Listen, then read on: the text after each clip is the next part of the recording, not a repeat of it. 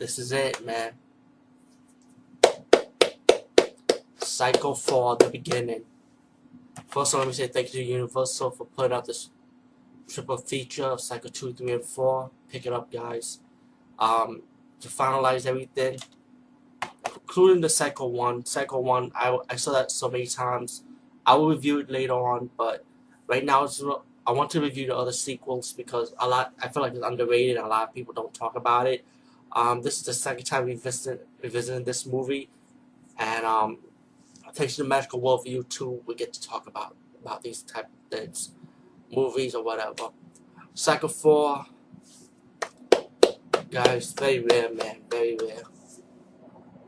A sequel in any genre, one after another, that could possibly, I would say, perfect, very enjoyable, especially when it comes to the horror genre right now. You need like a sequel after sequel that could actually be good. Don't get me wrong. Let me just get something else. Hold on. I actually enjoy the Scream movies. Scream 1, 2, 3, and Scream 4. I actually enjoy it. Before Scream, it was Psycho. Okay, screw it. Let's put it out there. Don't get me wrong. I enjoy the Scream movies, and that's all of the Scream movies. But I feel like Psycho right now is the perfect horror anthology that gone on and on and on. I mean, what was it? Anthology or quadology when you have 4 part of a movie? Because it's the same character, same actor. It continues from the first movie to the 4th movie. Perfect acting, perfect soundtrack, perfect characters, perfect environment. And Psycho 4 is no exception. The Part 2 followed a wonderful sequel to Part 1. Part 3 surprisingly followed a wonderful sequel to Part 2, making it a trilogy. And Part 4 follows after Part 3, making it just perfect. And this time, we have it as a prequel with an aftermath and with a wonderful ending to close the series once and for all. And you have this radio show host talking to a killer guy who kills his mom on the radio show. You have a psychologist on the show, and then suddenly, once the show's over, you have another phone call from a guy named Ed, but it's really Norman Bates making a phone call trying to explain to the lady that, hey, I want to tell you my story. And while Norman Bates is talking, you also have the flashback scene explaining to the radio show host that what makes him who he is today.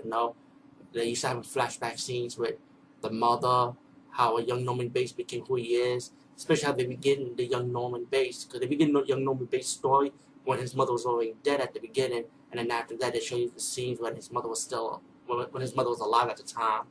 How his mother was really a nice person, but she was psychotic, also she was crazy herself too, blaming her son for this and that, and they would finalize the young Norman Bates to kill his mom when his mom brought her boyfriend, when she has a boyfriend over, and that's when Norman Bates finally decided to kill his mom because he felt like he should be the only man in the house. It's just so much good story in it. I don't want to ruin too much. But then you also have a story of his aftermath, how Norman Bates is living his life today. That he's like living in a nice house. He got a wife now.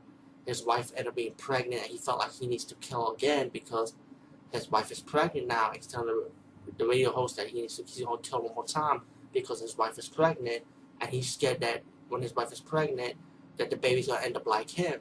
So you get the ending scene when he took his wife to the old house now, and then when he was about to kill her, his wife kind of like talked him out of it and told him that you're not like this no more, and then Norman Bates kind of gave in. I'm going to spoil a little bit, but trust me, the whole movie's good. As the ending, Norman Bates told his wife to leave. He said he got to close the past once and for all. He burns the house down to let everybody know, not only himself, his wife, the whole world, especially the viewers on the TV screen watching him, especially us, to let everyone know the Psycho movies, what I did in my history, my past, is over. It's time to free myself from this madness and from this nonsense. I gotta move on with my life. So he burns the house down because that was his past, that was his beginning. And I thought it was an epic ending, man. I thought it was a great way to go, Not only that, Psycho 4 is it shows it's a prequel, but also it's an aftermath at the same time of how Norman Bates is and how he's gonna live his life now. And then when the credits roll up, you hear the baby crying. His wife got pregnant now with the baby. And Psycho for the Beginning is an another awesome fucking sequel. Now, see the original Psycho, anything with Anthony Perkins in the original Psycho, 1, 2, 3, and 4. See all four of them, follow the characters, follow him. Yeah, you'll have a wonderful experience with this movie. This is great that I saw the second time around, and it's great we'll have it in my collection this time. And of course, there's a Psycho remake with Vince Vaughn, I think, playing Norman Bates. Guess what, guys? It's not the fucking same. It will never be the same. Anthony Perkins owned that movie. His character owned Norman Bates. You know, there's no one that can ever play it. I know it's over the top, but it's true. It's like Freddy Krueger. Robert Englund was the man behind the makeup. You know, you can have many actors portray Freddy Krueger, but no one cannot portray better than Robert Englund.